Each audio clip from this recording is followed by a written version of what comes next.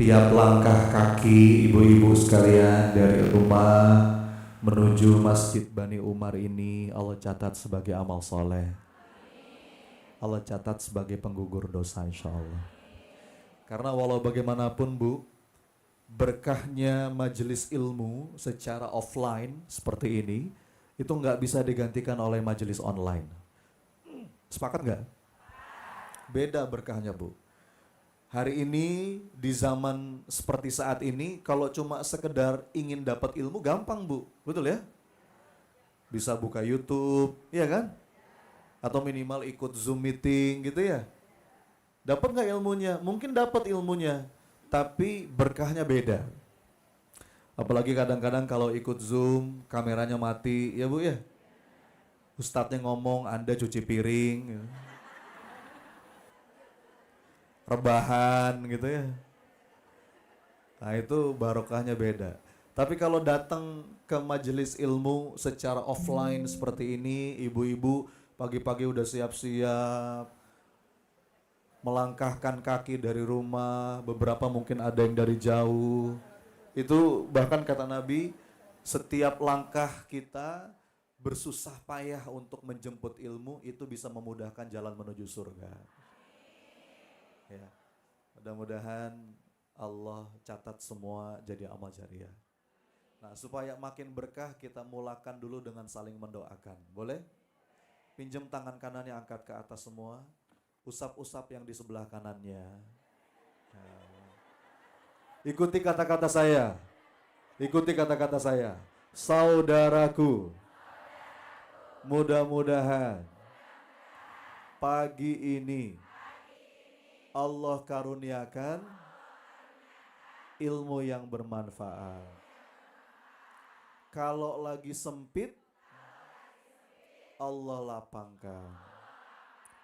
Kalau lagi sulit, Allah mudahkan. Kalau lagi sakit, lahir atau batinnya, Allah sembuhkan. Bahagia dunia akhirat. Amin. Gantian, tangan kiri. Usap yang sebelah kiri. Ayo.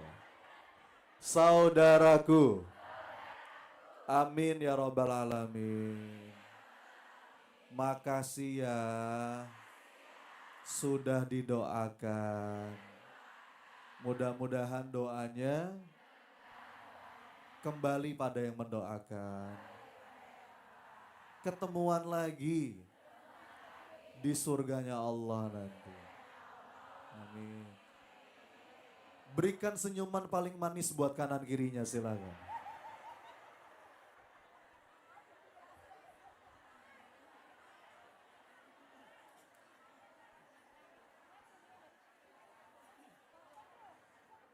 Bismillah. Ini kalau saya tidak salah kali pertama saya datang ke sini ya.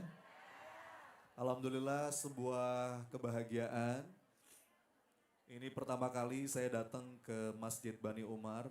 Ini wasilahnya ada ibu-ibu dari Majelis Taklim, ada Ibu Ani, Ibu Nurul, Ibu Mutia, ya. Ada juga Teh Desi Jasmine yang mengundang. Mudah-mudahan siapapun yang menjadi wasilah pertemuan kita hari ini, Allah catat juga jadi amal jariah ya. Ibu-ibu yang dirahmati Allah, karena ini pertemuan perdana, saya itu kalau diundang, dimanapun, kalau pertemuan perdana, saya selalu minta temanya tentang lapang dada. Kenapa? Karena menurut saya ini pondasi. Ini pondasi, Bu. Kenapa ini pondasi? Sekarang gini, saya mau nanya, ibu-ibu, lapang dada itu penting gak sih dalam hidup? Yang benar. Apa kira-kira pentingnya lapang dada dalam hidup kita? Apa efek samping positif kalau kita sungguh-sungguh melatih diri kita untuk jadi hamba yang berlapang dada? Hah? Bahagia, sabar. Oke, apa lagi? Tenang.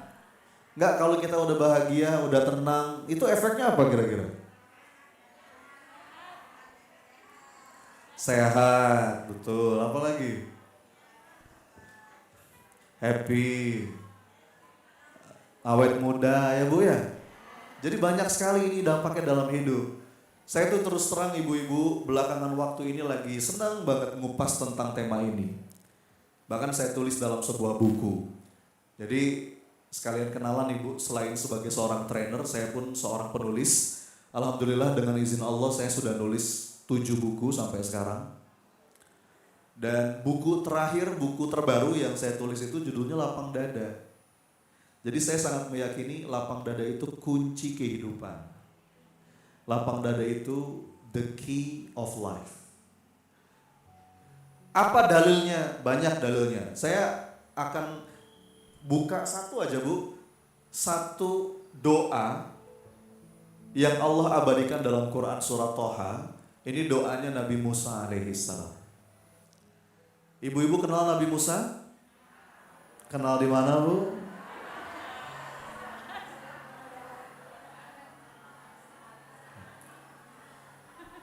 Ini Mas Fian mau izin saya cabut aja ya audionya. Khawatirnya nanti malah ganggu. Nabi Musa itu Bu, nabi yang paling banyak Allah sebutkan dalam Quran. Betul ya? Nabi yang masalahnya itu berat. Setiap kita tuh punya masalah, betul Bu? Dari depan kelihatan wajah-wajah banyak masalah. Setiap, namanya juga hidup itu tempatnya masalah. Tapi memang setiap kita punya level yang beda-beda. Masalah itu menentukan derajat keimanan seorang hamba. Walau bagaimanapun Ibu, masalah kita dibandingkan masalah saudara-saudara kita yang ada di Gaza, di Palestina, beda nggak? Beda, kelasnya beda Bu. Aduh, Masya Allah. Mereka itu ya kehilangan segalanya dalam keadaan terjajah, tapi iman itu melekat dalam jiwanya. Makanya bisa tetap happy, bisa tetap bahagia dalam keadaan apapun. Beda derajatnya. Kita itu cengeng ya. Udah kayak gini enaknya hidup, masih aja banyak ngeluhnya. Ya, masih galau, masih komplain. Jadi setiap manusia itu punya masalah dan punya derajat yang berbeda. Masalahnya kita sama masalahnya para nabi, beda nggak? Beda. Nah, di kalangan para nabi pun itu punya level-levelnya Bu. Coba saya mau nanya nih, ibu-ibu Majelis Taklim Bani Umar. Nabi ada berapa? Ah, gimana? Nabi itu banyak Bu. Nabi itu ada 124.000 ya. Tapi yang kita ketahui Nabi dan Rasul ada berapa? 25. Dari 25 itu juga ada level-levelnya Bu. Ada yang disebut dengan ulul azmi minar rusul. Betul ya? Ada 5 Nabi dan Rasul yang memang khusus ya. Disebut dengan ulul azmi minar rusul. Apa aja? Siapa aja coba disebut? Yang urut. Nabi Nuh alaihissalam, terus Nabi Ibrahim alaihissalam, terus Nabi Musa alaihissalam, Nabi Isa alaihissalam, terus Rasulullah Muhammad sallallahu alaihi wasallam. Itu ulul azmi minar rusul. Nabi memang yang punya tempat khusus. Yang masalahnya tuh spesial, berat Bu, aduh, nggak sanggup deh kita. Nah yang menarik Bu, di antara 5 nabi itu yang paling banyak Allah sebutkan dalam Quran itu siapa? Nabi Musa alaihissalam. Nabi Musa itu Bu, tantangan hidupnya, ujiannya, challenge-nya itu nggak mudah.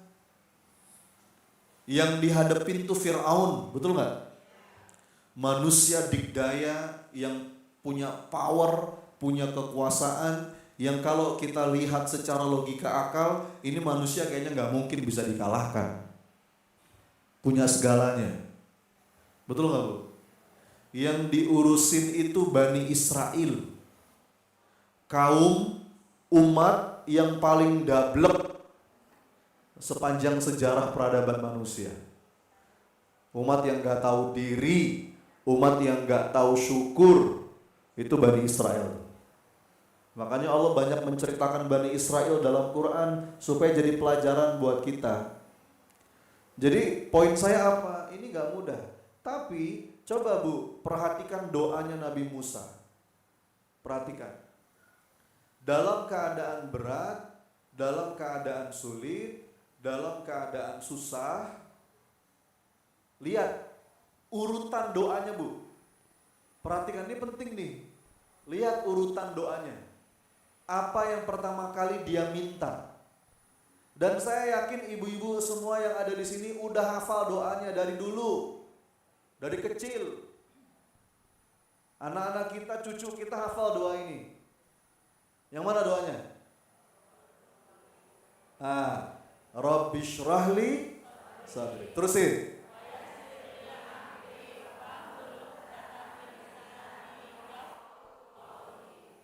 Hafal kan? Saya juga sama Bu, udah lama hafal doa ini. Tapi terus terang baru belakangan waktu saya baru sadar ternyata ini doa punya kedalaman makna yang begitu indah. Coba ya, dari doa ini ibu-ibu ada isyarat penting yang ini mesti kita jadikan sebagai pola kehidupan. Ini pola kehidupan Bu. Coba lihat ya. Ayat Quran, ini kan doa yang sampai Allah abadikan dalam Quran. Ayat Quran itu Bu, jangankan kata-katanya, bahkan urutan penyebutannya saja itu punya makna yang begitu dalam. Kenapa kok ini disebut lebih dulu sebelum ini? Itu ada maknanya Bu. Kenapa dalam satu ayat Allah menyebutkan laki-laki dan perempuan? Laki-laki dulu, baru perempuan. Itu ada maknanya. Tapi ada dalam ayat yang lain Allah menyebutkan perempuan dan laki-laki. Itu ada maknanya. Kenapa jihad itu harta dulu baru jiwa? Wa tujahiduna fi sabilillah bi amwalikum wa anfusikum. Dengan harta dan jiwa. Harta dulu baru jiwa. Itu ada maknanya. Kenapa dalam Quran surat Al-Mulk misalkan, itu bukan hidup dan mati, tapi mati dan hidup. Alladzi khalaqal mauta, mati dan hidup. Maknanya Bu. Nah, termasuk doa ini. Coba perhatikan urutannya ya Bu ya, perhatikan urutannya. Lihat, coba kita potong-potong nih. Apa yang pertama kali Nabi Musa minta? Rabbi syrahli sadri. Itu dulu. Coba lihat, apa artinya itu? Ya Rabbi, ya Allah, lapangkan dadaku. Baru habis itu, terusin. Wa yassirli amri. Apa artinya? Mudahkan urusanku. Coba Bu. Ini penting untuk saya tegaskan ini. Coba ya, sekarang saya mau nanya. Mana yang duluan? Urusan mudah dulu baru dada lapang, atau lapang dada dulu baru urusan jadi mudah? Yang bener. Yakin? Gak percaya saya.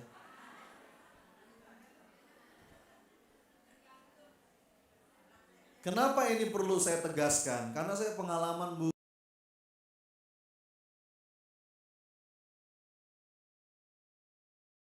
Pola pikir itu terbalik. Terbalik itu gimana? Nanti Ustadz, kalau urusan saya udah mudah, kalau utang saya udah lunas, Kalau sakit saya udah sembuh, kalau yang ini udah beres, kalau yang itu udah saya punya, kalau udah ini begini-begini, baru Ustaz. Kalau itu udah baru lapang dada saya. Betul nggak? Terbalik nggak? Saya pastikan terbalik, Bu. Saya pastikan terbalik. Banyak di antara kita yang punya pola pikir itu terbalik. Padahal mestinya gimana? Lapangkan dulu dadamu, maka semoga dengan itu Allah akan mudahkan urusanmu. Betul? Ini penting, Bu. Dan ini disepakati loh oleh para pakar. Kalau Anda cukup dalam mengkaji tentang psikologi, ini para pakar di bidang positif psikologi itu sepakat, Bu. Coba sekarang saya mau nanya, mana yang duluan? Sukses dulu baru bahagia atau bahagia dulu baru sukses? Nah, benar.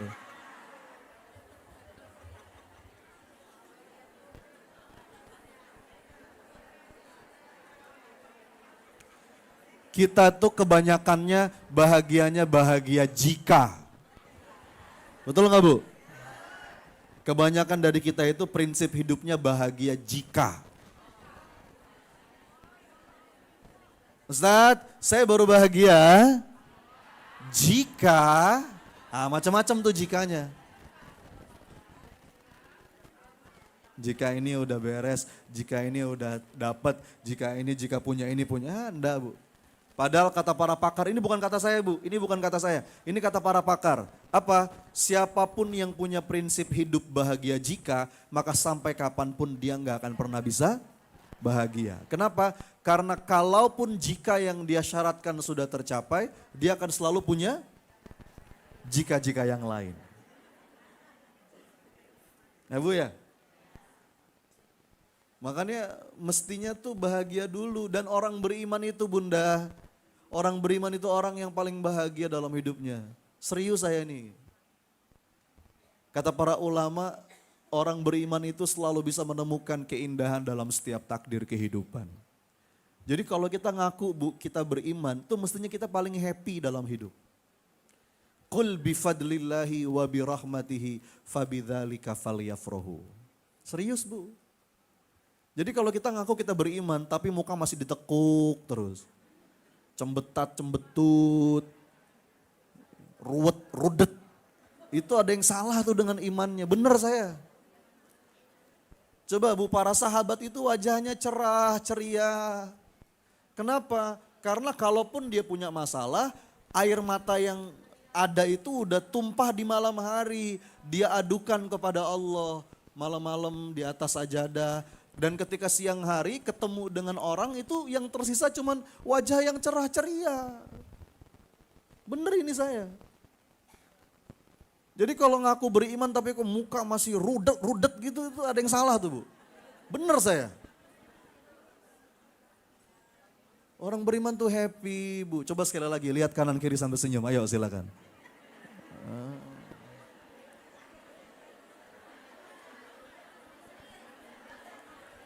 Lapang dadanya. Ya. Bu, ini kunci kehidupan. Jadi kalau kita ngerasa, kenapa ya Ustadz, kok urusan saya kayaknya susah, sulit, terus gak pernah saya temukan kemudahan, rumit, boleh jadi kita udah ikhtiar lah Ustadz, boleh jadi pintu pertamanya belum dibuka. Apa itu pintu pertamanya? Lapang dada. Makin sempit dada kita, Bu, makin rumit urusan. Betul nggak? Kalau nggak percaya buktiin aja. Ya. Begitu dada kita sempit, urusan malah jadi sulit. Ya. Ini penting, Bu. Coba sekarang gini deh, contoh sehari-hari deh, Bu, contoh sehari-hari. Kenapa saya bilang kebahagiaan itu memudahkan kesuksesan, lapang dada itu memudahkan urusan. Sekarang gini deh, contoh sehari-hari. Ibu-ibu pernah kehilangan barang gak di rumah? Nah, barang apa yang sering hilang di rumah biasanya? Hah? Gunting kuku, oke, apa lagi? Kunci. Apalagi Bu? Remote.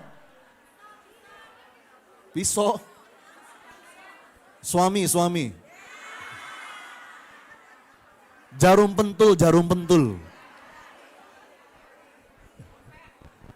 Enggak, bentar saya mau nanya. Apa yang terjadi ketika batin kita nggak tenang, kita rudet, kita rungsing saat nyari barang itu? Apa yang terjadi? Ketemu nggak? Kapan ketemunya?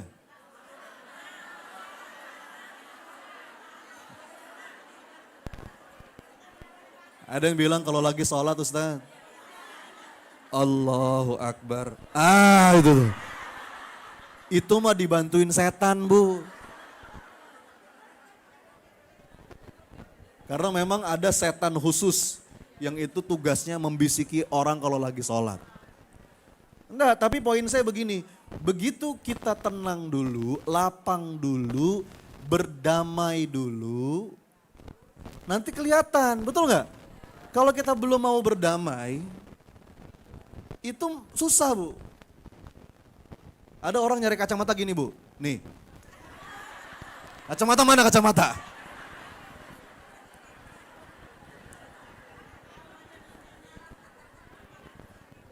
Saya pernah lihat tuh Bu, video di TikTok apa video di Reels gitu ya. Ada ibu-ibu lagi nyapu, ini kamera CCTV. Dia lagi nyapu Bu, sapunya dia taruh sini Bu. Terus dia bingung kayak orang panik loh. Sapuku mana? Di mana itu sapu? Di sini dijepit di ketiaknya. Anda perhatikan ya, enggak ini logika sederhana Bu, ini contoh dalam keseharian. Begitu kita nggak tenang, kita masih rudet ya. Kalau kata orang Sunda merungsing, kita belum lapang, itu yang deket aja nggak kelihatan. Ini contoh sehari-hari aja Bu. Makanya doa Nabi Musa tuh indah banget. Rabbishrahli sadri, lapangkan dadaku. Terus wa yassirli, mudahkan urusanku. Bahkan ujungnya wahlul uqdatam yafqahu. Apapun yang kita tuju jadi lebih mudah kita gapai, komunikasi jadi lebih enak. Kalau kita nggak sempit Bu, kalau kita nggak lapang, masih sempit dadanya, itu ngomong sama anak juga jadi nggak bagus, betul nggak? Ngomong sama suami jadi nggak pas. Jadi ini kaidah dasar. Ini dalam konteks apapun loh Bu, perubahan hidup itu baru bisa terjadi setelah kita berdamai dulu. Ini dalam konteks apapun. Dalam pekerjaan, dalam organisasi, dalam kehidupan pribadi. Kita tuh nggak bisa berubah ke arah yang lebih baik, nggak bisa bertumbuh kalau kita tidak berdamai dulu. Berdamai dengan keadaan, berdamai dengan masalah, berdamai dengan situasi yang kita hadapi, itu pintu gerbang paling awal. Makanya, hari ini saya akan coba sampaikan beberapa latihannya.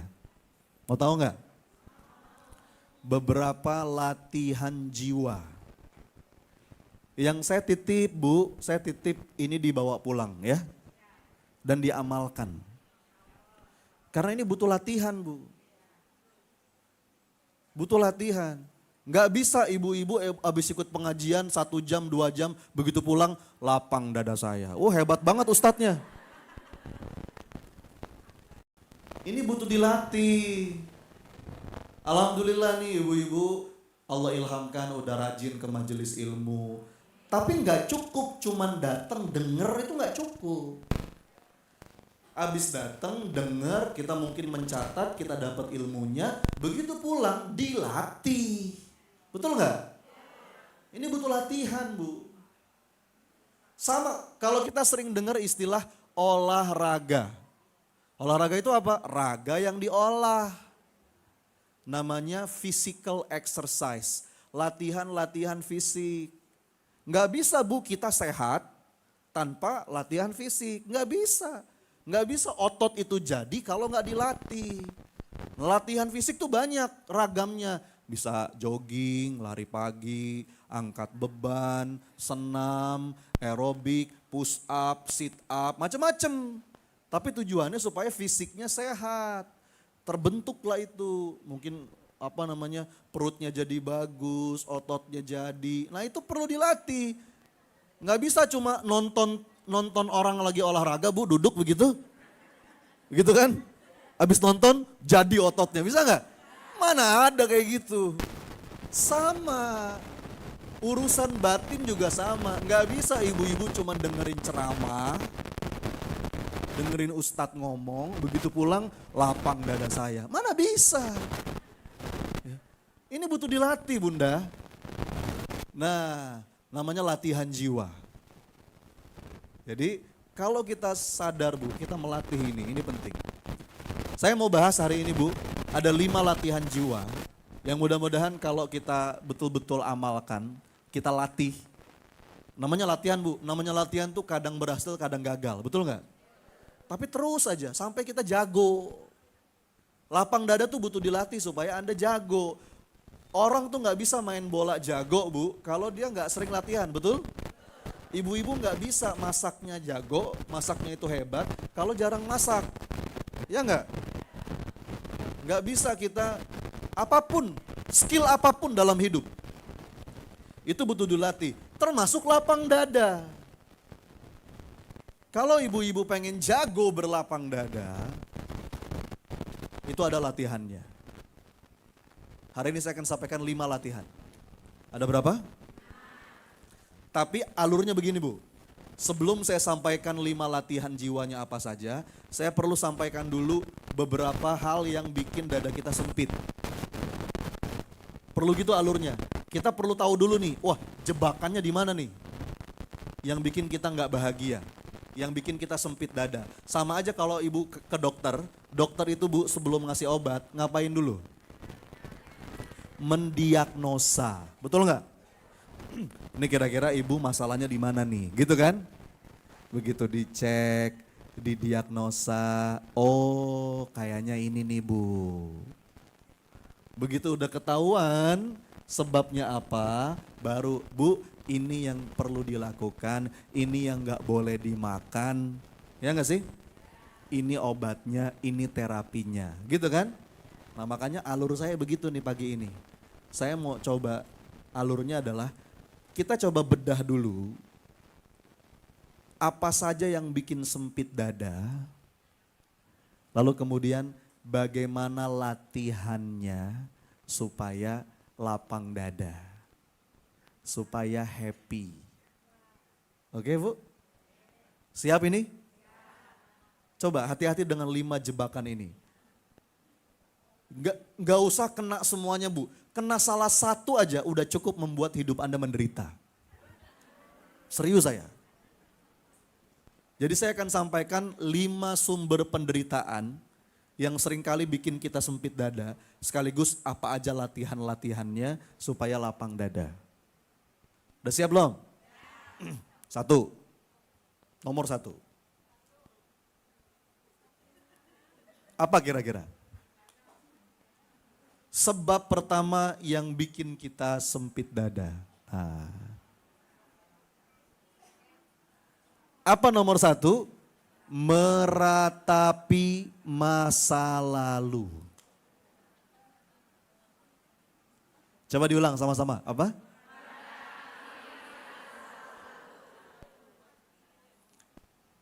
Ibu mau tahu orang yang hobinya meratapi masa lalu, ciri-cirinya bu, suka ngomong kata-kata ini. Seandainya saja.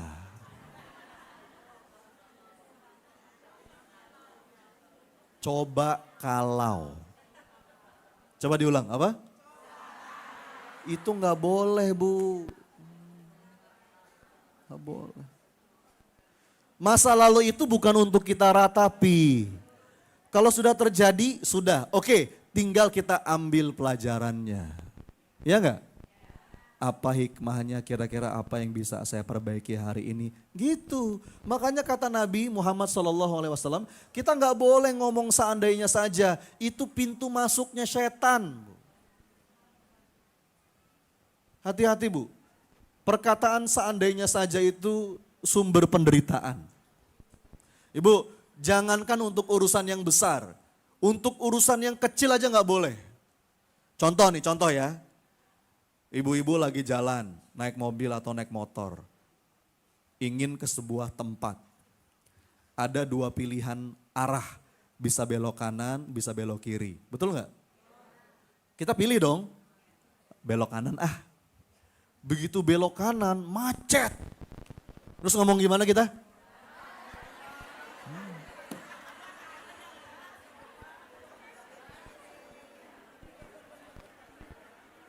Seandainya saja tadi belok kiri. Coba kalau nggak boleh Bu, itu dosa, serius saya. Kata Nabi, kalau sesuatu itu sudah terjadi, ngomong apa?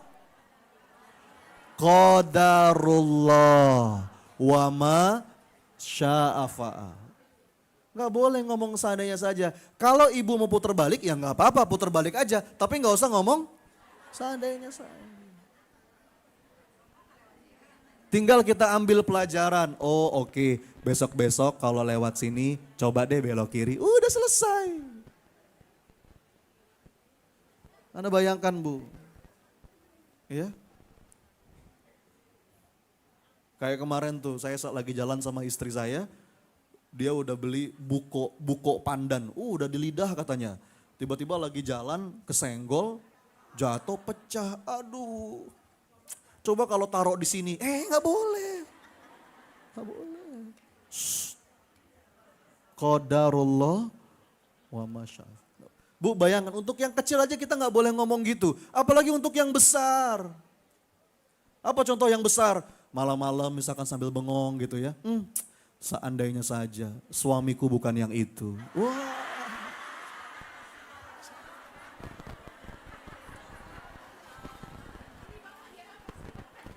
Udah punya cucu Bu. Anak udah 5. Nggak boleh, itu setan seneng tuh Bu. Saya kemarin ada seorang ibu-ibu, pengusaha dia. Pengusaha travel haji dan umroh. Qadarullah Bu, beliau ketipu sekian M. Wah galau Bu. Pokoknya wah resah, gelisah. Datanglah ke kelas saya di Solo waktu itu. Beliau datang ke kelas saya, terus abis ikut kelas, dia hampiri saya, dia ngomong, Mas Sony, coach, makasih ya, sekarang saya lega. Kenapa Bunda? Dia cerita, iya Mas, saya tuh baru ketipu. Lumayan Mas, sekian M. Kemarin-kemarin saya masih ngomong, seandainya saja. Seandainya saja saya gak ketemu orang itu. Seandainya saya nggak kenal sama dia, seandainya saya nggak transfer ke dia, seandainya. Itu udah terjadi belum? Jawab, udah belum? Kalau sudah. Katakan apa? Ya udah tinggal kita hadepin, iya nggak? Kalau emang kita ada kesalahan, taubat, astagfirullah, ampun ya Allah. Hadepin, yang bisa dilakukan, lakukan. Kalau emang berat, mudah-mudahan ya Allah jadi penggugur dosa. Kalau ya udah Bu, jalanin. Jangan suka meratap, nggak boleh itu setan seneng Bu. Kalau kata guru saya, kalau nasi sudah jadi bubur, ngapain? Ngapain Bu?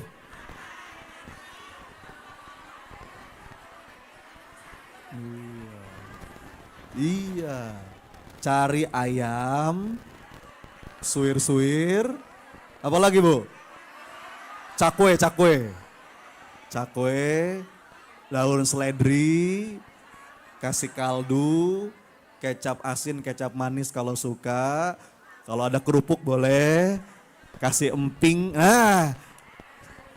jadilah bubur ayam spesial kan? Jangan suka meratapi, nasi udah jadi bubur, ngapain? Bu hati-hati ini penting loh, kenapa? Perhatikan ya, karena setan itu seneng sama seorang mukmin yang bersedih hati. Ya. Nih saya kutip kalimat dari Imam Ibnul Qayyim. La syai'a ahabbu ila syaitani min huznil mu'min. Apa artinya? Tidak ada yang lebih disenangi setan melebihi seorang mukmin yang bersedih hati. Jadi Bu, kalau Anda pengen di like sama setan gampang. Gimana caranya? Sedih aja sedih.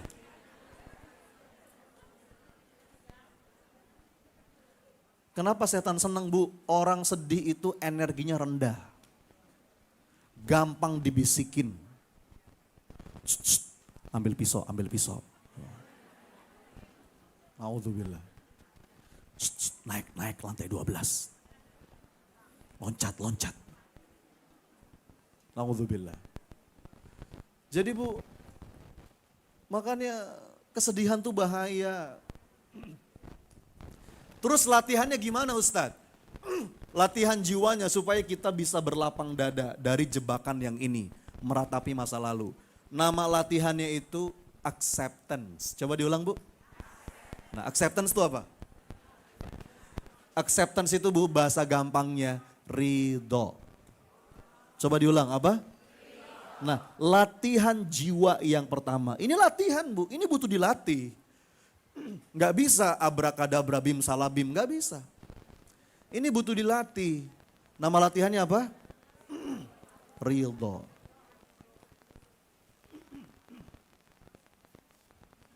Meyakini bahwa semua ada hikmahnya dan semua pasti baik pada akhirnya.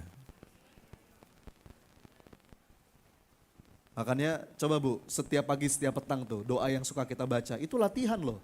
Doa yang mana? Raditu, terusin.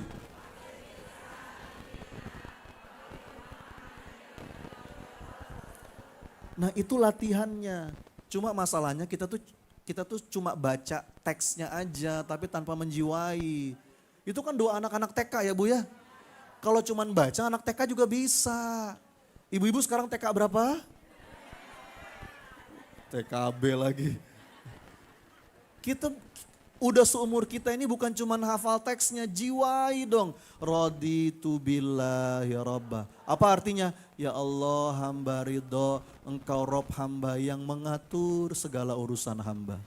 Bu, kadang-kadang yang terjadi sesuai dengan apa yang kita inginkan, betul? Ada masanya begitu. Kita kepengen A, yang kejadian A. Kita berdoa mintanya A, Allah kabulkan A. Pernah ngalamin? Ada masanya begitu.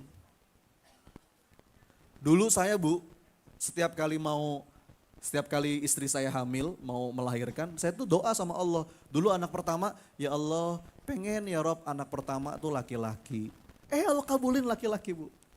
Anak kedua, ya Allah yang kedua pengen perempuan ya Allah supaya sepasang. Allah kabulin perempuan. Anak ketiga, ya Allah pengen perempuan lagi lucu. Perempuan lagi. Kadang-kadang gitu tuh Bu. Kita minta A, Allah kabulin A. Dulu saya pernah berdoa, ya Allah pengen ya Rob dengan cara-caramu berangkat haji di usia muda. Allah kasih jalannya. Ada masanya Bu, kita minta A, Allah kasih A. Betul? Tapi ada juga masanya kita minta A, Allah kabulkan B. Kenapa? Karena B itu menurut Allah lebih baik dan lebih kita butuhkan. Masalahnya kadang-kadang mata kita ke A terus. A ya Allah. A. Nggak mau yang lain. Pokoknya A. Gayanya pakai istiqoroh. Gimana istiqorohnya? Ya Allah jika dia baik jodohkan. Jika dia nggak baik perbaiki dia ya Allah.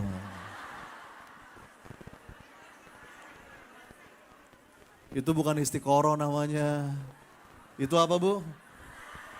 Itu kita udah kena virus, nama virusnya harusitis. Bu.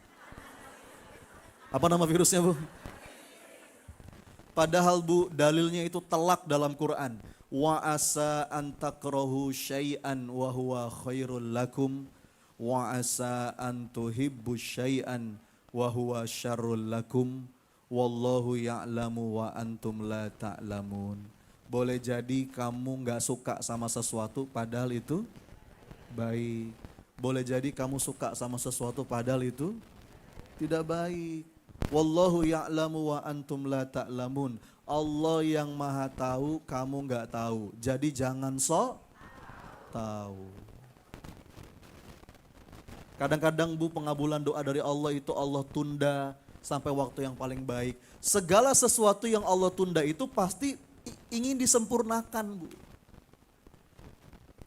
Tapi kadang-kadang kita suka tergesa-gesa. Ya. Padahal kata Nabi, la yazalu yustajabu li'abdi ma lam ya'jal. Allah itu senantiasa mengabulkan doa seorang hamba selama hamba itu tidak tergesa-gesa. Para sahabat bertanya, ya Rasulullah, ma'al istijal, seperti apa itu hamba yang tergesa-gesa? Hamba yang tergesa-gesa itu adalah dia berdoa, tapi setelah berdoa dia mengatakan, mana? Aku udah doa, tapi mana? Itu yang kayak begitu Bu, itu hamba yang tergesa-gesa, yang kayak begitu tertolak doanya. Padahal Allah kadang-kadang menunda karena Allah hendak menyempurnakan. Kadang-kadang Allah ganti. Jadi orang-orang yang ridho itu Bu, dia yakin pokoknya semua ada hikmahnya, semua pasti baik pada akhirnya. Apapun yang Allah tetapkan itu pasti yang terbaik. Yes, kita punya keinginan, tapi apa yang Allah tetapkan itu pasti jauh lebih indah daripada apapun yang aku inginkan. Kalau kata Sayyidina Ali, jika aku meminta sesuatu kepada Allah dan Allah kabulkan, aku bahagia. Tapi jika Allah tidak mengabulkan apa yang aku minta, aku lebih bahagia. Kok begitu? Iya, karena yang pertama pilihanku, sedangkan yang kedua pilihan Allah. Dan pilihan Allah pastilah yang terbaik untukku. Jadi hatinya mudah ridho, Bu. Ya Allah, apapun yang kau tetapkan asal dengan itu engkau maafkan aku. Engkau ridho padaku, maka aku baik-baik saja. Didawamkan ya Bu doa yang tadi itu, jangan sampai lupa. Setiap pagi, setiap petang. Gimana? Raditu.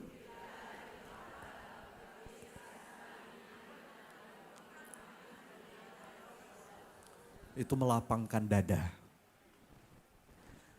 Pokoknya bagi orang-orang yang ridho tuh begini prinsipnya. Hadiah terindah adalah apa yang saat ini aku miliki, dan takdir terindah adalah apa yang saat ini aku jalani. Tidak ada seandainya saja.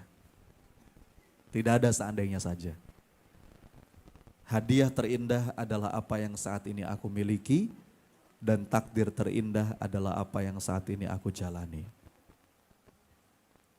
Oke Bu, lakukan yang terbaik hari ini, tapi jangan meratapi apa-apa yang sudah terjadi. Semua baik dari Allah. Yang kedua sekarang, kita mau bahas berapa? Tadi baru berapa? Tadi baru satu ya. Ini yang kedua nih. Ini pasangannya nih Bu, yang bikin sempit dada kita. Kalau yang pertama tadi meratapi masa lalu, yang kedua apa? Yang kedua itu suka mencemaskan masa depan. Apa Bu? Takut, cemas, khawatir. Aduh nanti gimana ya, nanti gimana ya, nanti gimana ya. Nah hati-hati Bu, itu juga kendaraannya setan. Meniupkan, membisikkan was-was ke dalam hati kita. Padahal tugas kita itu hanya melakukan yang terbaik. Perkara hasil, bagaimana yang di depan itu kita serahkan kepada Allah. Kita punya rencana Bu, rencana kita detail. Tapi kita lakuin yang terbaik, tapi kita punya ruang di hati untuk berserah. Nah obatnya itu Bu, penawarnya itu, latihannya itu namanya berserah atau surrender. Apa nama latihannya? Berserah. Coba diulang apa? Ini latihannya nih Bu. Ini latihannya nih. Jadi apa namanya? Berserah itu dalam Quran punya beberapa istilah. Bisa yang sering kita kenal tawakal, bisa juga tafwid, dari kata fawwada yufawidu tafwid. Atau yang ketiga itu taslim. Tapi jangan salah paham ya Bu ya, tawakal itu bukan pasif. Tawakal itu aktif. Tapi aktif yang terbingkai dengan kedamaian. Buktinya apa kalau tawakal itu aktif? Coba saya mau nanya, Bu, doa apa yang ada kata-kata tawakalnya? Yang sering Anda baca setiap saat? Nah, Bismillahi. Nah, saya mau nanya, Anda baca doa itu kapan? Ketika mau tidur atau ketika mau melangkah? Anda baca Bismillahi tawakkaltu 'alallah la haula wala quwata illa billah. Habis itu tidur atau bergerak? Ini logika sederhana. Jadi salah kalau kita memahami tawakal itu pasif. Tidak Bu. Tawakal itu aktif, tapi aktifnya terbingkai dengan kedamaian. Ibu lakukan apa yang bisa dilakukan. Itu ikhtiar namanya, berkeringat, berdarah-darah kalau perlu. Lakukan yang terbaik, tapi batinnya lapang.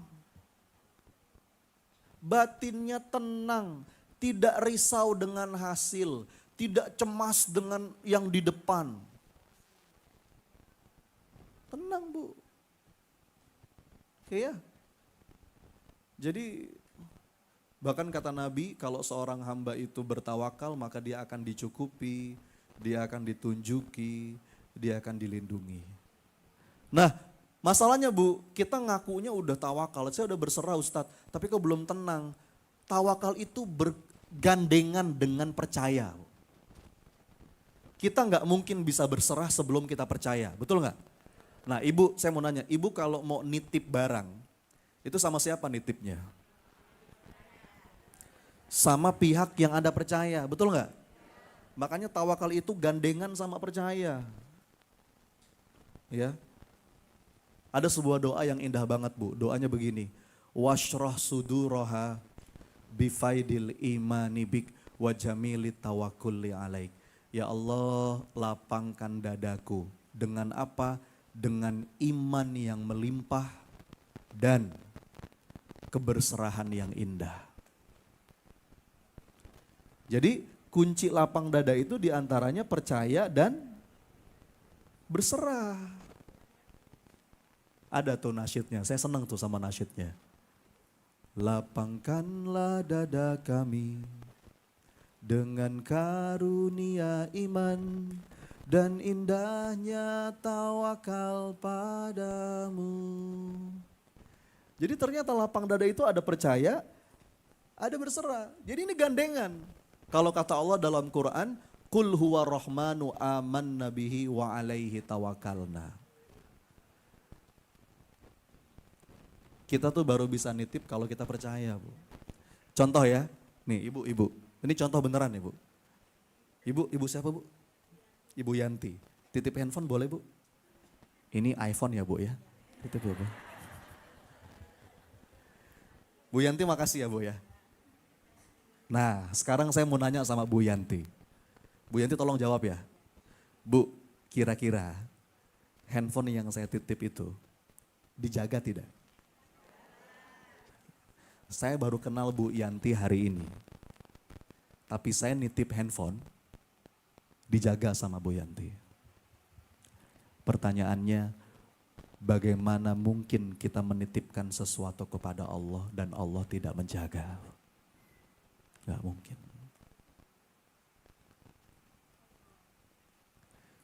Jadi berserah itu Bu, bahasa kesehariannya nitip. Ibu-ibu apa sih yang sedang ibu-ibu cemaskan? Titip ya Allah. Ada doanya tuh, ya hayyu ya qayyum birahmatika astaghits wa aslihli sya'ni kullahu wa la takilni ila nafsi torfata. Hafalin Bu doanya. Itu doa nitip. dan efeknya tenang. Coba nih, saya nitip ke Bu Yanti dan saya percaya sama Bu Yanti. Kira-kira hati saya gimana? Tenang. Kenapa saya tenang? Karena saya yakin Bu Yanti pasti jagain titipan saya, betul? Kalaupun misalkan terjadi apa-apa, pasti nggak sengaja handphone saya jatuh, kebanting, pecah, kesiram air. Saya yakin Bu Yanti pasti ganti. Ya kan Bu? Jangan-jangan diganti sama yang lebih mahal. Jadi ini penting Bu. Apa yang sedang ibu-ibu cemaskan? Masa depan, persoalan rezeki, persoalan anak. Ya Allah, titip ya Rabb. Ada yang bisa kita lakukan, lakukan. Ibu-ibu, Bu, bisa nggak jagain anak 24 jam? Lakukan apa yang bisa ibu lakukan. Misalkan ibu cemas dengan pergaulan anak. Apa yang bisa dilakuin, lakuin. Apa yang bisa dilakuin? Yang pertama kita solehkan diri kita. Nggak bisa kita pengen punya anak yang soleh tapi kita nggak berjuang untuk jadi soleh. Mana bisa? Ya, saya solehkan diri saya. Terus apa? Kita pilih lingkungan yang baik, carikan teman-teman yang baik. Mungkin sekolahkan di sekolah yang baik. Itu ikhtiar kita. Tapi perkara nanti sesuatu yang di luar jangkauan kita yang bikin kita cemas, jagain ya Allah, titip ya Allah. Gitu Bu. Bu, bisa nggak jagain suami 24 jam? Titip Bu sama Allah. Mau tahu nggak Bu doa nitip suami? Mau tahu nggak? Saya ajarin kalau mau tahu. Doanya begini, ya Allah titip mata suami hamba ya Allah. Kalau macam-macam ambil saja ya Allah. Dosa-dosanya, saya belum selesai. Gak boleh doa yang buruk-buruk ya Bu. Tenang Bu udah. Ngapain sih kita overprotective? Suami pulang, mana handphone? Ngapain? Bu tinggal doa aja. Ya Allah kalau emang ada sesuatu tunjukkan. Kalau emang gak ada apa-apa ya Allah tenangkan. Gitu. Nontonnya sih Ipar Adalah Maut.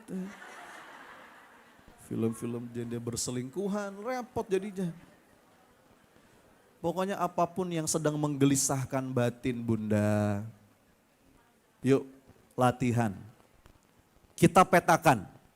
Mana yang ada dalam kendali kita, disitulah kita berikhtiar. Mana yang di luar kendali kita titip, kita serahkan kepada Allah. Tadi tuh Bu hafalin doanya, itu bagus banget Bu.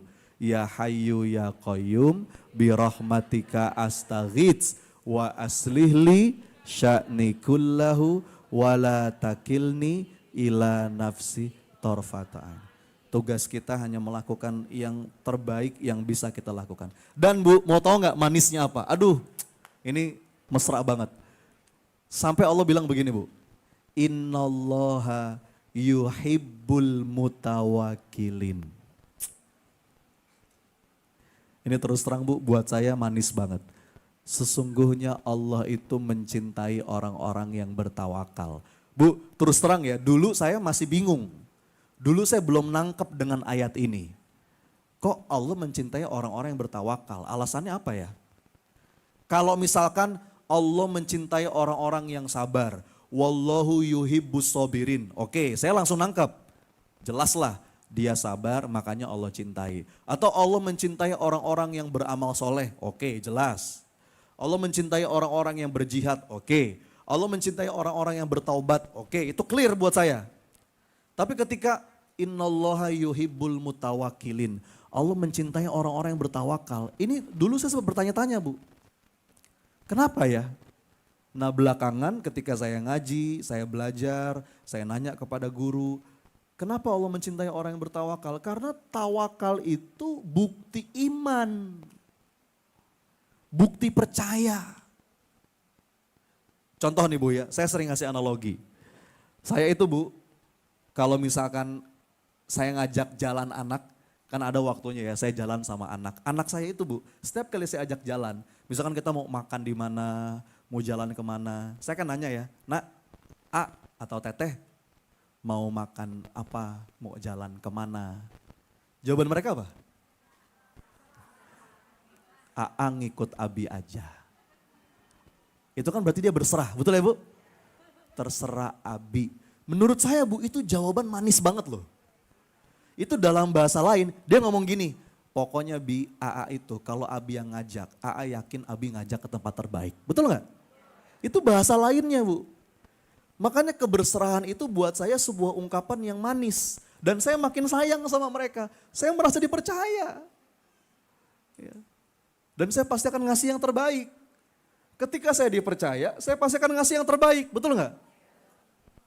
Memang agak beda dengan terserahnya ibu-ibu kalau ditanya mau makan apa. Nah ini agak rudet memang nih.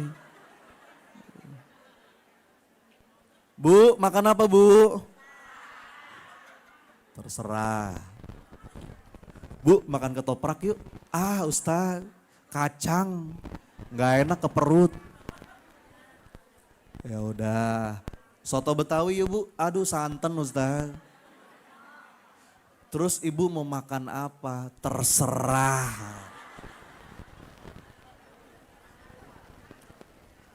Bagus ya. Entah Bu, yang namanya berserah itu mantep. Bulat. Percaya, yakin, tenang. Lanjut? Lanjut kan nih? Ini baru berapa nih? Sempet gak ya bahas 5 ya? Sempet, saya percepat ya. Nah yang ketiga ini juga masih pasangannya nih Bu. Jebakan yang ketiga yang bikin kita sempit dada. Tadi yang pertama apa? Meratapi masa lalu. Latihannya apa? Ridho. Yang kedua apa? Mencemaskan masa depan. Latihannya apa? Berserah. Yang ketiga, ini masih pasangannya apa? Tidak menghargai, tidak menikmati, menghayati, mensyukuri hari ini. Coba. Ini orang menderita banget nih Bu. Coba ya dibayangkan ya. Yang lalu diratapi. Yang di depan dicemaskan. Yang hari ini tidak dinikmati. Terus maunya apa? Maunya apa Bu? Nah ini masalah kita nih Bu. Kita tuh sering sibuk dengan apa-apa yang belum ada. Sampai-sampai yang sudah ada tidak dihargai. Betul nggak? Ini hati-hati nih Bu. Padahal kata para ulama, nilai suatu nikmat itu seringkali baru kita sadari ketika nikmat itu sudah hilang dari diri kita. Kita tuh baru sadar nikmatnya sehat kalau lagi sakit. Kita baru sadar nikmatnya nafas kalau lagi sesek. Kita baru sadar keberadaan seseorang itu sebuah nikmat ketika orang itu udah pergi meninggalkan kita. Betul nggak? Saya kemarin waktu di Garut ada ibu-ibu yang curhat sampai nangis gitu. Kenapa Bu? Saya bilang, Ustadz doain ya Ustadz. Saya itu baru ditinggal sama suami saya. Meninggal dunia. Dulu jujur Ustadz kata dia. Dulu waktu suami saya masih ada Ustadz, saya tuh ngerasa gak pernah dibahagiain sama suami saya. Tapi ternyata Ustadz ketika beliau udah meninggal, saya tuh baru sadar, dia tuh baik banget Ustadz. Saya kehilangan. Ada banyak kebaikan yang tidak saya hargai. Kadang-kadang gitu tuh Bu. Kita baru sadar nilai suatu nikmat ketika nikmat itu udah gak ada. Ini hati-hati Bunda. Ya.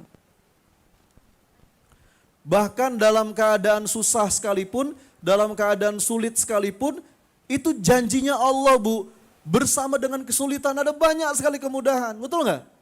Anda udah hafal semua ayatnya. Apa? Fa inna ma'al. Bu maaf ya Bu ya. Ini ayat yang udah sering kita baca. Betul nggak? Tapi banyak orang yang tidak menemukan hikmah dari ayat ini. Itu ayat bukan pengulangan Bu. Kenapa bukan pengulangan? Karena ketika menyebutkan kesulitan itu ada alnya. Ada alif lamnya, betul nggak? Fa inna ma'al usri. Tapi ketika menyebut kemudahan itu nggak ada alnya. Yusro saja, bukan al yusro. Anda lihat ya, ketika sulit itu ada alnya, al usri. Tapi ketika kemudahan itu tidak ada alnya. Yusro bukan al yusro. Coba dibaca lagi, fa inna ma'al usri yusro. Terus maksudnya apa? Bu, dalam kaidah bahasa Arab. Aduh, Bunda ini dalam banget ya. Dalam kaidah bahasa Arab, kalau ada alnya itu berarti definitif, ma'rifah. Tapi kalau nggak ada alnya itu berarti nakiroh. Tidak definitif yang itu lebih banyak kemungkinannya. Makanya kata para ulama, satu kesulitan itu minimal bareng dengan dua kemudahan. Ketika Allah menutup satu pintu, di sisi yang lain Allah buka pintu yang lebih banyak. Masalahnya kita sibuk menatap pintu yang tertutup itu sampai nggak ngelihat pintu yang kebuka. Ya Allah, kenapa pintunya Engkau tutup ya Allah? Buka ya Allah. Aku nggak mau ditutup begini ya Allah. Itu lihat. Pintu lain Allah buka lebih banyak. Tapi kita nggak ngelihat itu, Bu. Makanya lawannya syukur itu apa? Apa lawannya syukur? Kufur itu, Bu, masih satu padanan kata dengan kafir. Jadi kufur, kafir, cover itu satu turunan. Cover itu nutup, Bu. Contoh ya nih, punten Bu. Saya mau kasih analogi. Mohon izin ya. Ada seorang murid yang bertanya kepada gurunya. Apa kata muridnya? Guru, ajari aku ilmu syukur, Guru.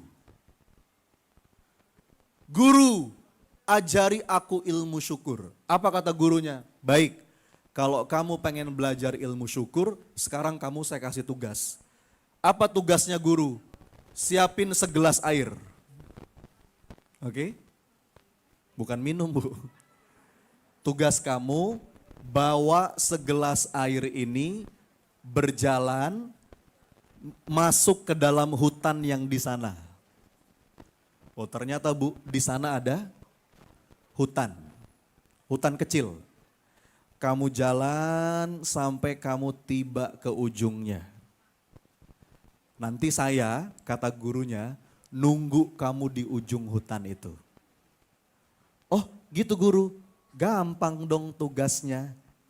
Tapi ada syaratnya. Syaratnya apa? Segelas air yang kamu bawa tidak boleh tumpah. Walaupun setetes nggak boleh tumpah. Kalau dalam perjalanan tumpah setetes aja, kamu harus balik lagi, isi lagi. Oh gitu guru? Iya, baik guru, laksanakan. Akhirnya Bu, dia siapin segelas air dan dia bawa jalan masuk ke dalam hutan. Tadi apa Bu syaratnya Bu? Jadi supaya nggak tumpah, kira-kira gimana cara bawanya? Pelan-pelan. Betul ya? Selangkah. Coba saya mau nanya Bu, kira-kira matanya kemana matanya? Kemana matanya? Dia jalan selangkah, sesekali dia lihat jalan, sesekali dia lihat gelas. Terus hati-hati Bu, dan akhirnya dia berhasil. Dia tiba di ujung hutan, gurunya udah nunggu di sana. Begitu sampai, apa kata muridnya? Guru! Berhasil guru. Lihat guru, nggak ada yang tumpah. Kata gurunya, bagus. Terus muridnya nanya, terus guru, apa hubungannya tugas yang tadi dengan ilmu yang saya minta? Saya kan mau minta ilmu syukur. Gurunya Bu merespon dengan sebuah pertanyaan. Apa kata gurunya? Wahai anakku, Wahai muridku, sekarang saya mau nanya sama kamu. Apa guru? Pertanyaannya, keindahan apa yang kamu temukan di dalam hutan tadi? Jawab. Jawab. Apa kata muridnya? Bingung dia. Keindahan apa guru? Aku nggak lihat apa-apa. Kenapa dia nggak lihat apa-apa?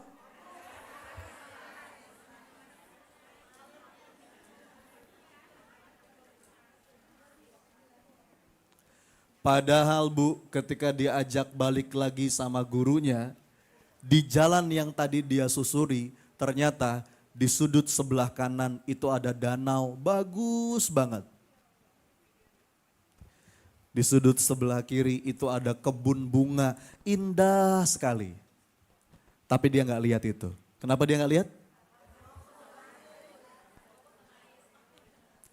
Kadang-kadang Bu, kita meletakkan masalah kita, kesusahan kita, kesulitan kita di sini nih.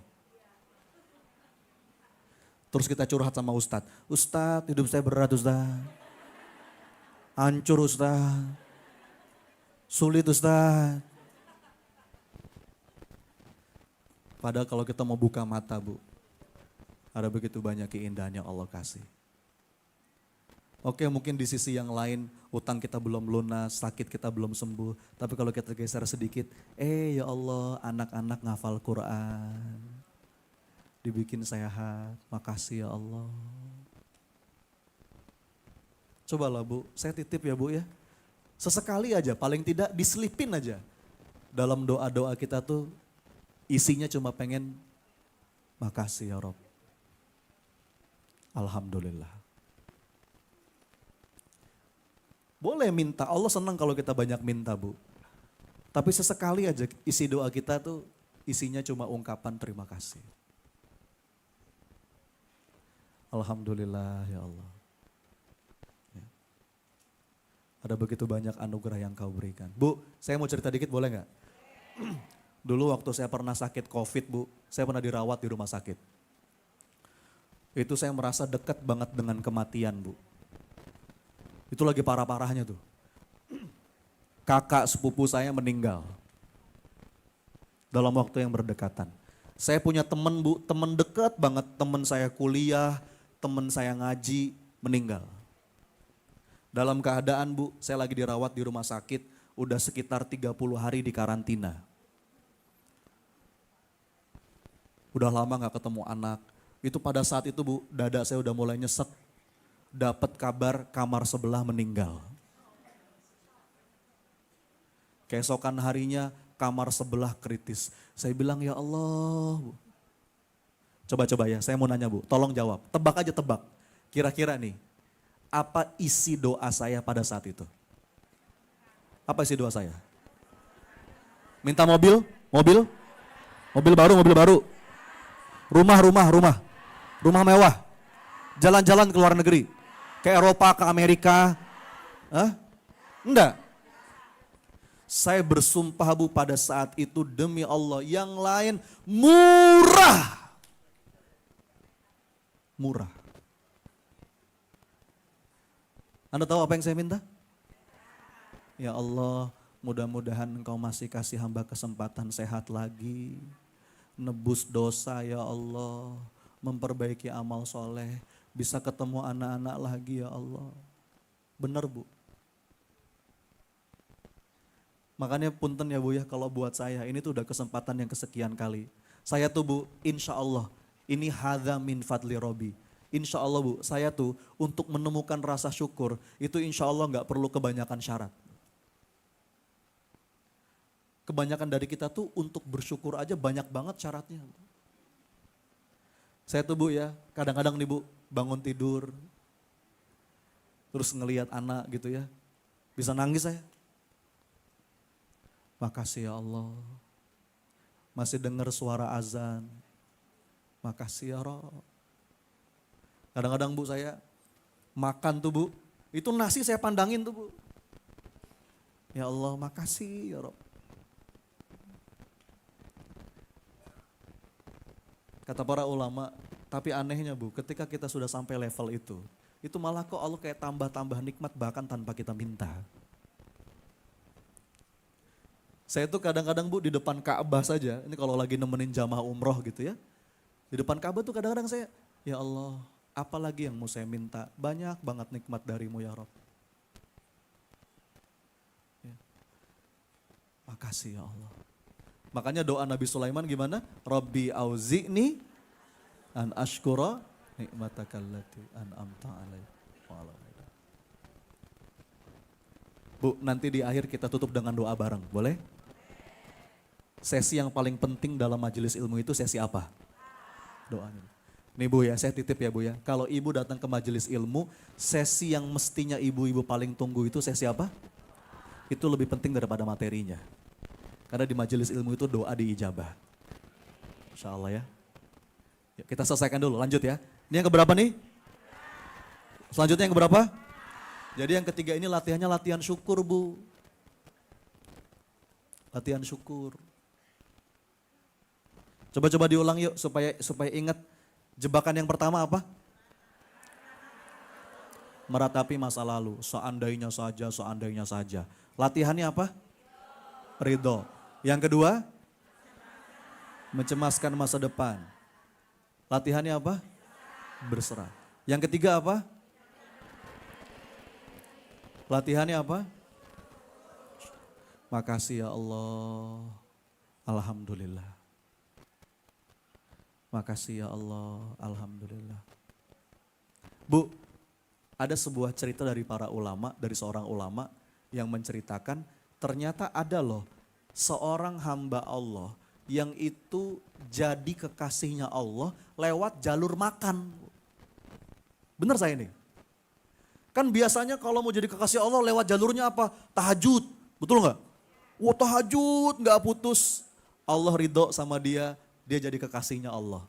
Ada yang lewat jalur puasa, betul nggak? Ada yang lewat jalur sedekah. Ternyata Bu, para ulama menceritakan, ada hamba-hamba Allah yang jadi kekasih Allah lewat jalur makan. Loh kok bisa? Karena dia Bu setiap makan itu, Alhamdulillah, makasih ya Rabb. Karena rasa syukurnya itu yang bikin Allah jatuh cinta sama seorang hamba. Oke ya, saya percepat nih waktu saya tinggal dikit lagi. Yang keempat, apa yang bikin sempit dada? Terlalu memikirkan apa kata orang. Oke? Coba diulang, apa?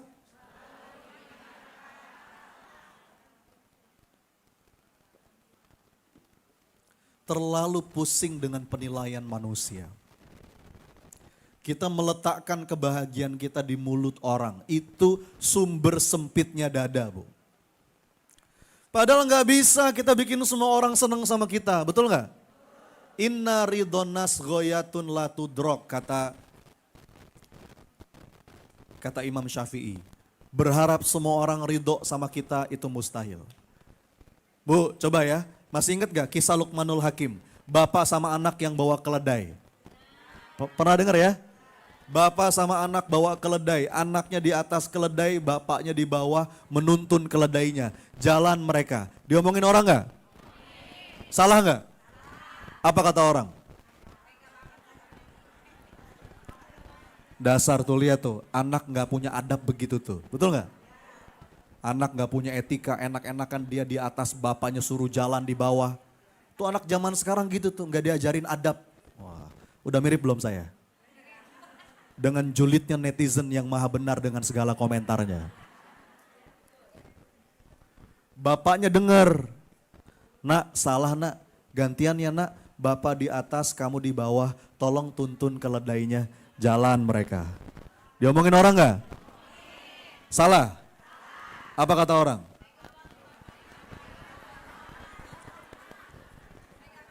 Kok ada ya bapak yang tega kayak gitu sama anak? Gak habis pikir saya mah, anaknya suruh jalan, bapaknya enak-enakan di atas, itu orang tua gak punya perasaan. Bapaknya denger, nak salah nak, sini nak kamu naik nak, yuk kita naik di atas. Mereka naik berdua, jalan keledainya. Diomongin orang? Salah lagi? Apa kata orang?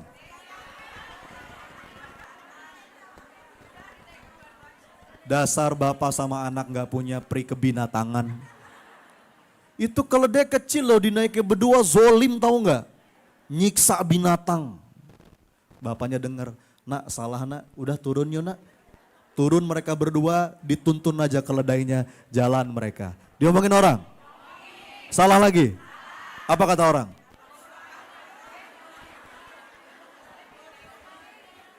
Dasar bapak sama anak gak punya otak. Keledai kok cuma dituntun, fungsinya apa coba? Bapaknya dengar salah, akhirnya bingung. Saking bingungnya, ya udahlah saya gendong aja keledainya. Nah sekarang semua orang sepakat dia orang gila itu ya. Betapa capeknya Bu, kalau kita sibuk dengan omongan orang, betul? Bu, orang ngomong apa itu gak ada hisapnya buat kita. Jadi gak usah dipusingin, ya Bu ya. Sudah. Boleh klarifikasi sekali dua kali, udah. Kalau kita berharap semua orang setuju sama kita nggak mungkin. Bahkan kalau kata Sayyidina Ali, sebetulnya kita nggak perlu menjelaskan diri kita kepada siapapun. Kenapa? Orang kalau sudah benci nggak percaya itu. Dan orang kalau sudah suka nggak butuh itu, betul? Sudah Bu. Ya, ya Bu, boleh jadiin status WhatsApp itu bagus ya. Tugas kita tuh sama orang Bu, lakuin. Kalau kita mau berharap, berharap sama Allah aja ya. Kan ibu-ibu sudah hafal semua lagunya. Hanya memberi. Terima kasih anak-anakku sekalian. Itulah yang namanya ikhlas Bu. Ikhlas itu ketika sudah putus harapan di hati kita kecuali hanya kepada Allah. Bu, tugas kita sama orang tuh ngasih yang terbaik. Punten ya Bu ya, termasuk sama anak, sama pasangan, udah Bu, ngasih aja yang terbaik. Kalau kita mau berharap, berharap sama Allah aja. Gak apa-apa orang salah paham, gak apa-apa orang ngomong kita kayak gimana, gak apa-apa orang mandang kita apa, mangga. Monggo, aku berharap Allah yang nilai. Ya Bu ya, itu akan melapangkan dada. Dan terakhir Bu, yang kelima, apa yang bikin dada kita sempit? Yang kelima itu saat kita nggak mau memaafkan. Hobinya nyimpen dendam. Ya, hobinya itu nyimpen kesel. Bu, saya punya nenek. Umurnya sekarang 94 tahun. Saya dengar dari Teh Desi ternyata Ibu Umar masih ada juga ya. Umur 94 tahun. Saya pernah nanya sama nenek saya, Bu tahu nggak nenek saya itu 94 tahun, nggak ada sakit, nggak ada pikun. Nginget semuanya. Jadi memang orangnya ceria gitu. Orang Betawi Bu, orangnya ceria, orangnya lucu. Saya pernah nanya sama beliau, saya ngomong gini, Oma, bagi dong Oma rahasianya, amalannya apa Oma? Amalan Oma nih biar sehat, panjang umur, insya Allah umurnya barokah, banyak ibadah, banyak sedekah. Bagi dong rahasianya Oma. Apa jawaban dia Bu? Dia ngomong gini, apa ya Son ya? Oma juga bingung katanya. Tapi Son ada satu yang berusaha Oma jaga. Apa Oma? Oma itu Son insya Allah gak pernah nyimpen sebel, nyimpen kesel lama-lama sama orang. Oma itu Son, insya Allah gak ada Son, sebel, kesel, apalagi sampai dendam, gak ada Son. Oma itu kalau lagi kesel sama anak aja, apa yang Oma lakukan? Oma peluk anak Oma dan Oma bilang kepada Allah, ya Allah hamba ridho air susu hamba diminum sama dia. Dah, Oma ceria lagi. Oma gak ada Son, sebel, kesel sama orang lama-lama. Masalahnya banyak diantara kita yang hobinya nyimpen. Betul Bu? Ustadz, setiap detail perkataan dia Ustadz, gak akan saya lupa seumur hidup Ustadz. Saya ingat betul bagaimana mimik wajahnya Ustadz. Dia ngomong gitu menjelang azan zuhur Ustadz. Pada tanggal 2 Januari 1987. Waduh. Ahli sejarah. Terus latihannya gimana Ustadz? Latihannya Bu gini, supaya mudah memaafkan. Ada banyak lah teorinya. Tapi yang paling inti latihannya adalah sadar bahwa kita juga butuh dimaafin Allah. Dan cara pasti untuk dapat maafnya Allah itu tahu nggak? Banyak-banyak memaafkan orang.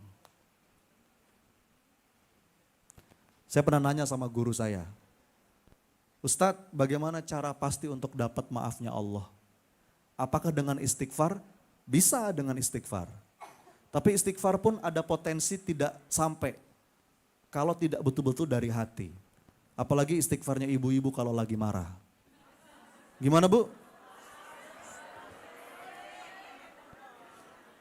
Itu istighfar yang perlu diistighfari ya Bu ya. Istighfar bisa untuk dapat maafnya Allah, tapi ada cara yang lebih pasti. Apa Ustadz? Banyak-banyak maafin orang. Waliyafu waliyasfahu ala tuhibbuna ayyakfirullahu lakum. Mudah-mudahan Bu, 5 latihan itu bisa melapangkan dada kita.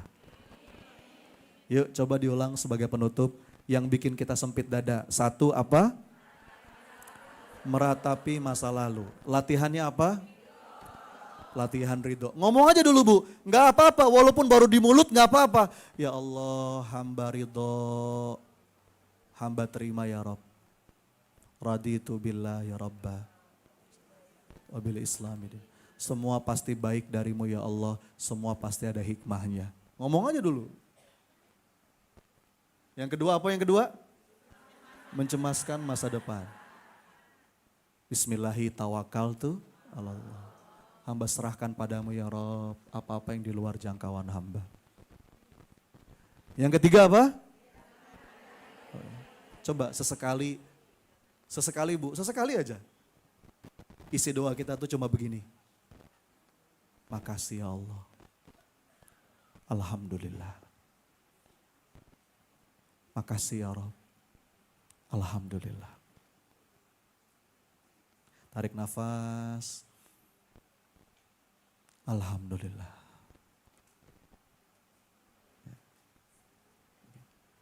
Yang keempat, pusing dengan apa kata orang. Nah gak usah. Bu, kata para ulama, seandainya engkau tahu betapa cepatnya manusia melupakanmu setelah engkau wafat, kita gak akan sudi. Kita gak akan pusing dengan pandangan orang. Betul gak? Bu, ini rahasia ya. Besok lusa kita meninggal, orang lupa sama kita. Betul gak? Terus rugi banget Bu, kita nyari pandangan orang. Besok lusa kita meninggal orang lupa Bu, gak usah nunggu lama-lama. 2 jam kita dikubur, orang udah ketawa-ketawa lagi Bu. Betul gak? Terus ngapain kita capek sama pandangan orang? Ya. Udah cukup Allah saja. Cas, coba diulang apa? Cas itu apa? Cukup Allah saja. Nih Bu, besok lusa saya meninggal, ibu pasti lupa sama saya. Jadi saya rugi kalau datang ke Bintaro hanya untuk ibu-ibu, rugi saya. Ibu lupa sama saya pasti. Loh bagaimana saya nyetel hati saya kalau saya ngelakuin sesuatu untukmu ya Allah. Orang mau ngomong apa silakan. Yang penting kau nilai hamba ya Allah. Udah. Orang mau ngomong apa biarin aja Bu. Ya, lapang dada kita.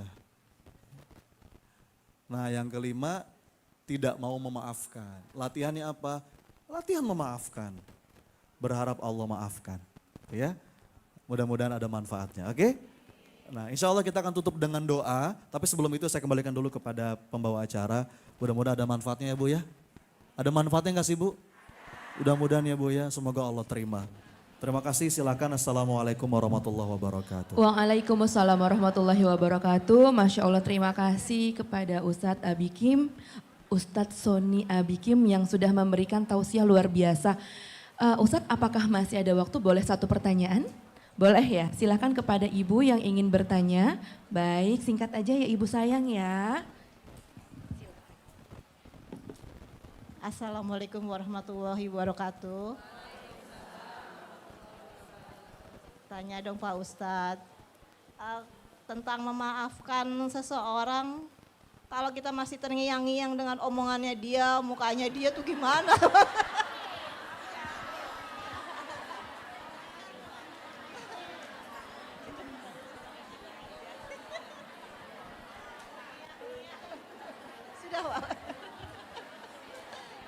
Baik. Ini pertanyaannya mewakili banyak kayaknya ya.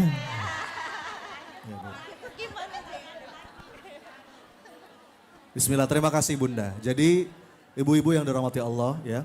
Rabbi syrah li sadri wa yassir li amri wahlul 'uqdatam min lisani yafqahu qawli. Perintahnya itu memaafkan, bukan melupakan. Jadi memaafkan itu Bu tidak sama dengan melupakan. Kita tidak lupa dengan kejadiannya. Tapi mudah-mudahan rasanya sudah lepas. Gitu ya. Dan ini latihan Bu. Tadi saya bilang ya, latihan itu tidak bisa serta-merta. Berproses Bu. Take your time, pelan-pelan. Gini Bu ya, proses latihan, proses belajar itu minimal melewati 3 tahap. Apa aja? Tahu, mau, mampu. Coba diulang. Sekali lagi. Pertama, tahu dulu. Tahu itu apa? Teori. Betul ya? Masih di kepala. Itu memang pintu gerbang awalnya Bu. Ya, nih ibu-ibu datang ke majelis taklim, dengerin ceramah. Itu mungkin baru tahu. Nanti makin dalam menghujam ke dalam jiwa, berubah dari tahu menjadi mau. Orang tahu belum tentu mau, betul Bu? Tapi orang mau belum tentu mampu. Coba saya tanya, ibu-ibu tahu sabar? Jawab tahu sabar? Mau jadi orang sabar? Mampu? Belum tentu. Termasuk kita tahu memaafkan itu banyak banget fadilahnya dalam hidup. Dan kita mau memaafkan Ustadz, tapi belum tentu mampu. Itu proses yang berkelanjutan Bu. Ya, nah dari mau menjadi mampu itu cuma satu caranya. Apa? Latihan. Bahasanya tuh riyadhah. Pelan-pelan Bu. Pelan-pelan ya Allah. Coba kita baca ayat-ayat keutamaan memaafkan. Waliyafu waliyasfahu ala tuhibbuna ayyaghfirullahu lakum. Dulu Bu, saya itu pernah punya dendam sama seseorang. Serius, ini kisah nyata. Saya sakit hati banget Bu. Karena dia seorang sahabat yang sudah sangat saya percaya. Saya udah sayang sama dia sebagai sahabat. Terus dia nusuk dari belakang. Wah itu sakitnya bukan main Bu. Itu lama. Saya datang sama guru saya. Guru saya bilang, Son, masih mau gak dimaafin sama Allah? Mau Ustadz. Tadi, cara pasti untuk dapat maafnya Allah itu banyak-banyak maafin orang. Terus dia baca, waliyafu waliyasfahu ala tuhibbuna ayyaghfirullahu lakum. Itu ayat yang menyejukkan banget buat saya Bu. Jadi pelan-pelan, gak apa-apa, namanya juga proses. Sama orang belajar ya Bu ya, orang latihan masih jatuh, masih berdarah-darah. Tapi terus mudah-mudahan suatu hari nanti Allah izinkan kita punya dada yang lapang. Ya. Allah tahu usaha kita, Allah melihat perjuangan kita, itu mungkin berat. Tapi pelan-pelan mudah-mudahan rasa itu lepas. Jadi memaafkan bukan melupakan ya. Kita mungkin ingat peristiwanya tapi rasanya udah lepas. Dan itu akan lebih ringan kalau kita kembalikan kepada Allah. Amin. Baik. Amin. Baik Ustadz Punten, ada yang bertanya melalui YouTube kita. Boleh ya Ustadz ya satu lagi ya. Pertanyaannya seperti ini Ustadz, kalau saya ngajarin anak ngafalin Al-Quran, kenapa sering emosi memuncak ketika anak sulit banget ngafalin ayat Al-Quran? Padahal saya tahu yang diajarin itu Al-Quran yang harusnya menenangkan. Solusinya bagaimana ya Ustadz untuk bisa lebih sabar? Iya, solusinya kita tuh kadang-kadang suka lupa Bu. Kunci penting untuk mengubah anak itu adalah mengubah siapa? Diri sendiri. Kita nggak bisa mengubah anak sebelum kita sungguh-sungguh mengubah diri. Oke? Kadang-kadang, mohon maaf ya Bu ya, mohon maaf sekali. Banyak orang ikut seminar parenting. Tapi ilmunya nggak bekerja. Kenapa? Salah mindset. Seakan-akan parenting itu adalah bagaimana mengubah anak. Bukan. Padahal jantung dari ilmu parenting itu adalah bagaimana mengubah diri. Bahkan Bu, kadang-kadang kita tuh kalau fokus ngubah diri itu nggak perlu kebanyakan nasihat. tindakan kita berbicara lebih keras daripada kata-kata. Orang yang terlalu banyak nasihat, tapi kok nggak didengar, boleh jadi bukan nasihatnya yang kurang, tapi contohnya yang kurang. Ya Bu ya? Nak, sabar nak, sabar. Siapa yang nggak sabar?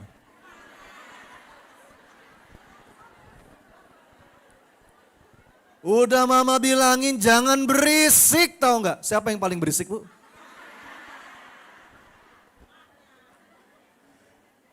Kamu tuh sama adik sama kakak harus akur. Emak bapaknya berantem depan anaknya. Gimana? Kadang-kadang Bu, Anda nggak perlu pakai ngomong. Anda nggak perlu ngomong sabar, nggak perlu. Ketika ada sebuah keadaan, Anda tampil menjadi orang yang sabar. Anak Anda lihat tuh, wih, ibu saya. Itu menghujam ke dalam jiwanya. Bu, gini, udahlah. Pengen punya anak yang soleh Bu? Itu jantungnya satu, apa? Solehkan diri. Darah Anda mengalir di anak Anda. Makanya mohon maaf ya Bu, ya mohon maaf sekali. Saya emang gak khawatir dengan kenakalan anak, serius. Saya gak khawatir dengan kenakalan remaja, gak khawatir saya. Yang saya khawatirkan adalah kenakalan orang tua. Betul saya. Saya nih Bu ya, saya nih Bu, punten. Wah ada anak nakal begini. Udah, saya tenang. Saya lihat aja orang tuanya. Orang tuanya bagus, soleh Masya Allah, pemahaman tauhidnya indah, sholatnya udah tinggal tunggu waktu itu. Tapi kalau yang nakal orang tuanya, hopeless saya. Termasuk Bu, dalam konteks tadi ya, kita pengen bikin anak kita mencintai Quran. Siapa yang perlu mulai lebih dulu? Cintai Quran, nikmati interaksi dengan Quran. Kita juga ngafalin Quran, nanti ngalir ke anak. Kemudian supaya kita lebih tenang, luruskan niatnya. Kenapa kita mudah marah? Jangan-jangan kita memang punya target pribadi. Anak hafal Quran ada kepentingan kita. Enggak, kita anak hafal Quran kepentingannya apa? Supaya Allah curahkan berkah rahmat. Jangan anak ditekan hafal Quran, jangan-jangan kita punya kepentingan supaya dianggap orang tua yang berhasil. Ya, itu salah niat juga bisa bikin emosi kita nggak stabil. Jadi luruskan niat, fokus dengan diri, insya Allah itu lebih membuat kita tenang dalam menghadapi anak terutama dalam konteks pengasuhan. Gitu ya, mudah-mudahan menjawab. Bu, yuk kita doa yuk.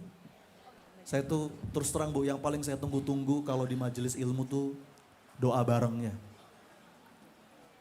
Karena Bu, dalam majelis ilmu tuh doa diijabah. Maaf ya Bu ya, banyak orang nanya, Ustadz di mana ya Ustadz saya berdoa supaya doa saya diijabah. Kadang-kadang jawabannya, oh Bu di Mekah Bu depan Ka'bah. Betul, itu betul. Oh di Raudhah Bu di Madinah, betul. Tapi ada yang dekat. Di mana salah satunya? Bu jangan main-main Bu, serius saya. Doa di majelis ilmu itu ijabah. Makanya saya tuh kalau diundang di majelis ilmu tuh yang paling saya tunggu-tunggu tuh doa bareng jamaah. Aminnya ibu-ibu di majelis ilmu itu bisa menggetarkan arsy Allah. Betul Bu. Ya. Kata Allah majelis ilmu itu penuh curahan rahmat. Apapun niat Anda lah pokoknya. Suatu hari malaikat pernah protes.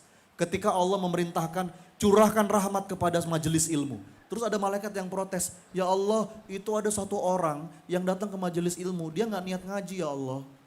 Cuman ngantar doang duduk di pojokan. Apakah dia tidur lagi? Apakah dia dapat rahmatmu? Apa kata Allah? Dapat semua. Makanya Bu, majelis ilmu, datangnya aja Bu. Ngerti gak ngerti urusan lain. Datangnya aja, duduknya aja, itu udah tercurah rahmat. Serius saya. Ya, Masya Allah. Makanya Bu jangan main-main doa di majelis ilmu itu. Boleh ya? Yuk kita hadirkan hatinya, kita angkat tangannya Bunda.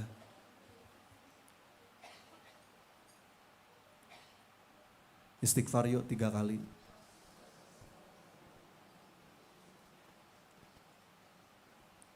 Shalawat kepada Nabi.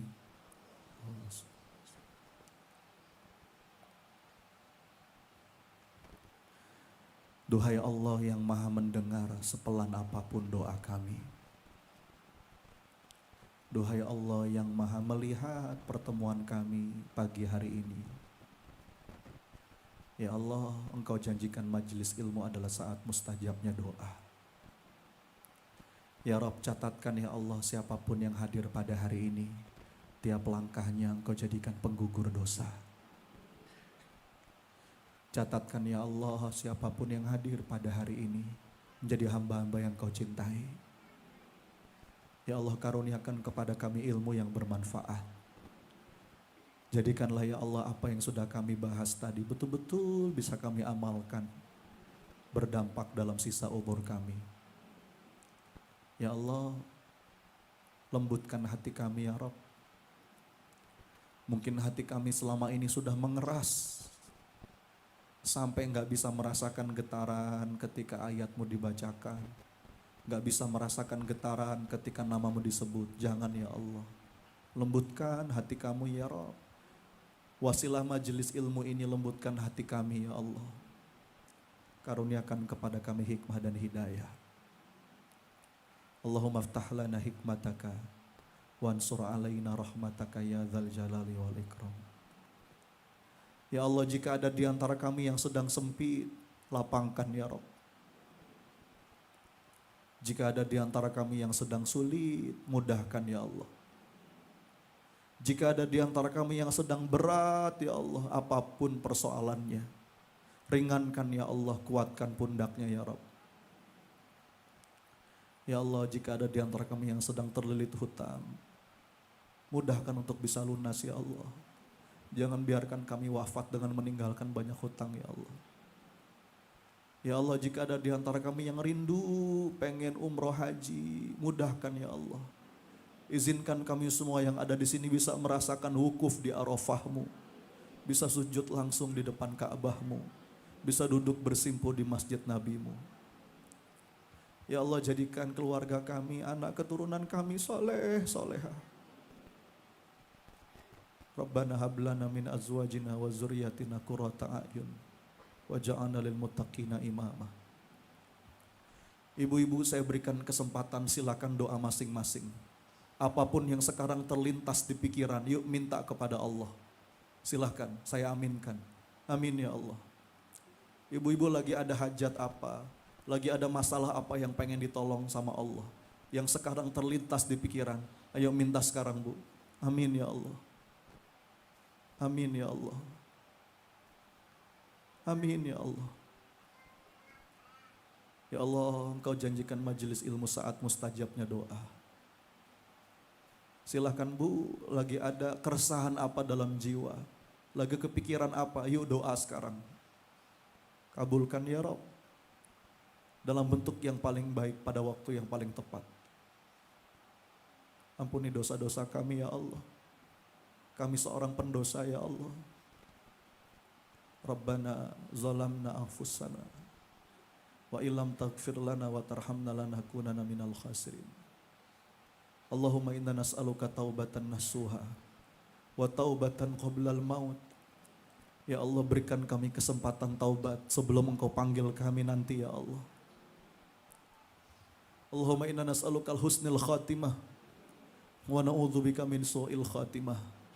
Ya Allah, jadikanlah akhir hidup kami nanti akhir hidup yang baik. Kami wafat dalam keadaan taat ya Rabb, bukan dalam keadaan maksiat, na'udzubillah.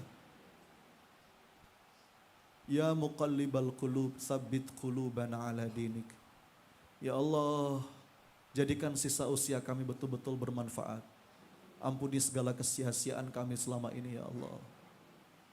Rabbana atina min ladunka rahmah wa hayyi' lana min amrina rasyada. Rabbana atina fid dunya hasanah wa fil akhirati hasanah wa qina adzabannar. Ya Rabb, karuniakan kepada kami kebaikan, kebahagiaan, kelapangan dunia dan akhirat. Rabbana wa taqabbal du'a ya sami'ad du'a. Amin, amin ya rabbal alamin. Ibu sekalian, terima kasih. Boleh salaman kanan kirinya, saling mendoakan, saling menguatkan. Saya minta maaf atas segala kekurangan ibu-ibu sekalian. Saya mohon izin melanjutkan agenda di tempat yang lain. Semoga ada manfaatnya. Subhanakallahumma wa bihamdika asyhadu an la ilaha illa anta astaghfiruka wa atubu ilaik. Assalamualaikum warahmatullahi wabarakatuh. Waalaikumsalam warahmatullahi wabarakatuh. Sekali lagi terima kasih untuk Ustadz Sony